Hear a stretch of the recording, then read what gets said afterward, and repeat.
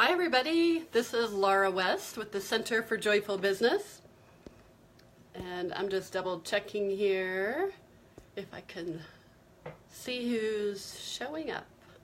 All right, say hello if you are here with us today. I'd love to see who's here. Again, I'm Laura West with the Center for Joyful Business at joyfulbusiness.com. So I'm excited to talk to you today about having too many great ideas. And it happens so often with creative types. Like, we're really good at coming up with ideas and more ideas, and then we hear another idea that leads to another idea, and the next thing you know, we've just got like this plethora of ideas, and like a buffet. Actually, I would call it a buffet of ideas, and a lot of them are really good ideas. But what happens is they start getting all stuck and kind of congealed up here in our brain. I call them brain clutter. And at a certain point, you have to get those ideas out of your head and onto paper. And that's one of the biggest things that I recommend, is getting those ideas out of your head and onto paper. I recently did a workshop last week around creative business planning. And when I asked everybody, there's about 12 people, 11 people in the workshop, I asked them, what did they want to get out of the day?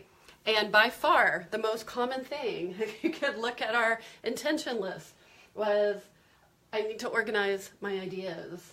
I want to organize so I can work harder, not smart. I can work smarter, not harder. I want to create a plan and organize those ideas. I want to organize those ideas. Yes, I want to feel organized. I want to know my priorities. So over and over again, it's like, I've got ideas, lots of possibilities. How do I organize the ideas so that I can actually take action? Because what was happening, some common themes were people were feeling scattered, and which leads to feeling frazzled. They lead to overwhelm, which means you do nothing. Because when you're in overwhelm or you're confused, then you do nothing. A confused mind never takes action. Or you end up, it starts tipping and you go into doubt. And that gets into a scary place, because then you started doubting the very ideas that you have, so then you really aren't going to do those ideas. So one of the big things that I recommend is getting those ideas out of your head. I love the idea of a mind map, which is going in a circle. You can make a linear list. There's so many different ways that you can do this. And my cat is like tugging at me because she hears my voice, and so she's like, hey, talk to me. It's all about me. Anyways, so I love using a mind map. And in fact, I created this creative business plan based on a bunch of mind maps so that you could get your ideas out of your head and onto paper. And then once you do that, you can start organizing those ideas and figuring out what are your first priorities. And so that's a question that a lot of people ask. It's like, okay, I get the ideas out. Like in here, in the creative business plan, these are your current marketing ideas. Then there's a mind map for your new marketing ideas. There's a map for your current products and services. And then there's one for your new ones. And then you get everything out of your head onto paper. And then it's, how do you decide which ones to go for? Which ones do you commit to? So I use 3 criteria for that. So the first one is, you really got to be clear about your vision. What is it that you are creating? Because your vision is going to be different than somebody else's vision. How big you want your business, how much you want to be working, what is the reach, the impact, the influence that you want to have? What kind of income do you want to be making? All of those things help inform how many, which ones, how deep do you go, and how much, what of those ideas are you going to pick, to help you achieve those goals. The second one is, you do need to know, that's your vision. The second one is, you do need to know your priorities, and your priorities in your business. Like, what are your business goals? And one of the things we actually do with my clients is we look at the most common top 10 business goals, and really pick which ones are going to be the most important ones for the next 90 days. And these range from list building to personal brand leadership to increasing your visibility, increasing your income. ABC marketing, which is authentic, bold, and creative marketing, consistent marketing. So we have these different goals. So you want to be really clear on what your goals are, because then you overlay your vision, your goals with your different ideas. And then the third criteria is you look at your personal energy. So when you think of this idea, does your energy expand or does your energy contract? And I'm just checking here to see who all's here. Mona says, you just describe my life. I just want to take a moment and just say hi to some people, because I know we jumped right in. Beverly, I just want to say hi. So great to see you. Hope you enjoyed the Songwriters Festival. It looked fabulous. Yeah, so you look at your idea. You get all your ideas out of your head onto paper, and then you say, what is my vision? What is it I really want to create? Or at least, what do I know I want to create over the next year? It doesn't always have to be your gigantic vision. Then you look at, what are your priorities? You know, what are those business goals? Are they to, maybe you don't have an income goal. Maybe you're in a fortunate position. Some of my clients are married to doctors. I have one who's married to a doctor. She's like, you know what? I don't really need to make the money, but I really want to have an impact and influence. Other people, you know, like myself, of course, we have income goals.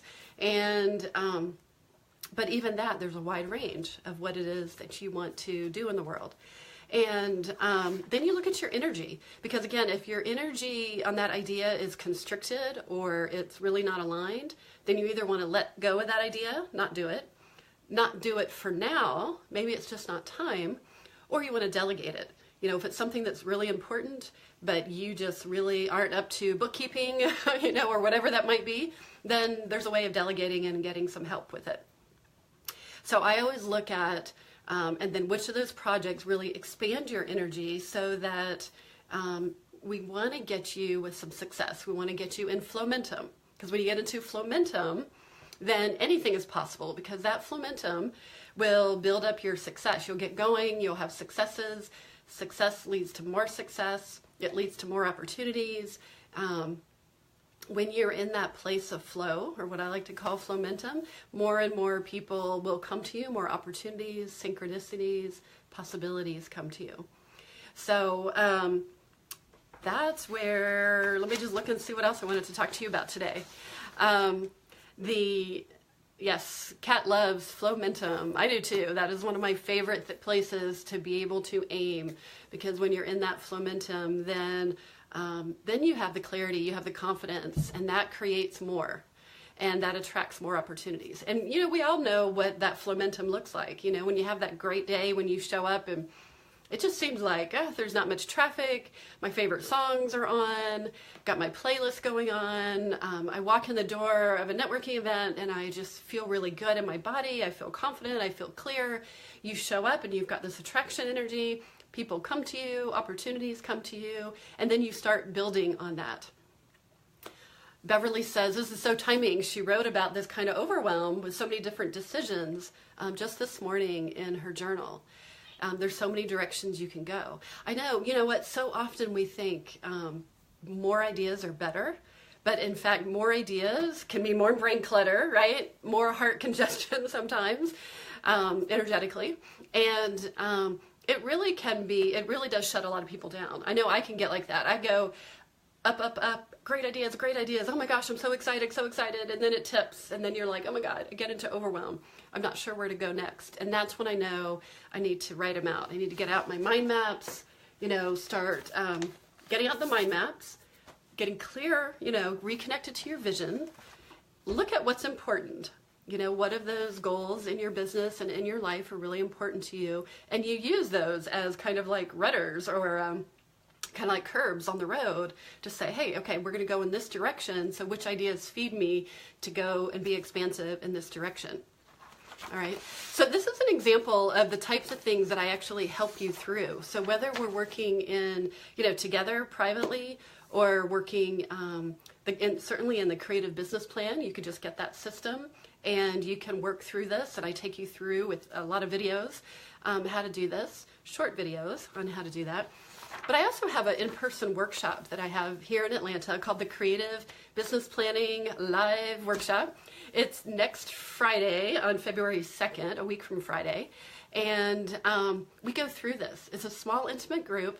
So we go through creating your plan for 2018, getting clear about your vision, clear about your priorities, and then checking in with that heart energy about where do you really want to go, what wants to expand, and how do you make those choices.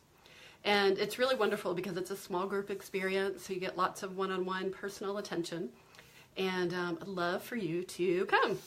I do want to remind you, let you know, that the workshop, you can sign up, but if you sign up by this Friday, you actually can save $100. So if you go over to the information page at, let me just read it to you to make sure I get it right, joyfulbusiness.com/business plan live.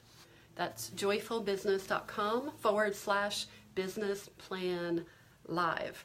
And again, that's going to be a small group where we are together, and we're going to go through all these ideas and getting the brain clutter and all these wonderful, juicy, creative ideas out and deciding, which ones are you going to say yes to, which ones are you going to say no to, because actually saying no is really powerful because that gives you more energy, gives you more freedom to be able to say yes more fully. I actually just put my quote on Facebook about that. Say no more frequently and yes more fully.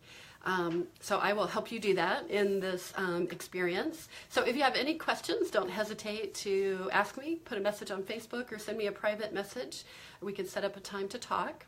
I hope this was really helpful, and you got some ideas of, at least some ideas about how to organize your ideas. It starts with putting them down on paper so that you can take a look at them, and then reconnecting to what's important. All right, take care, everybody. All right, have a good day. Bye.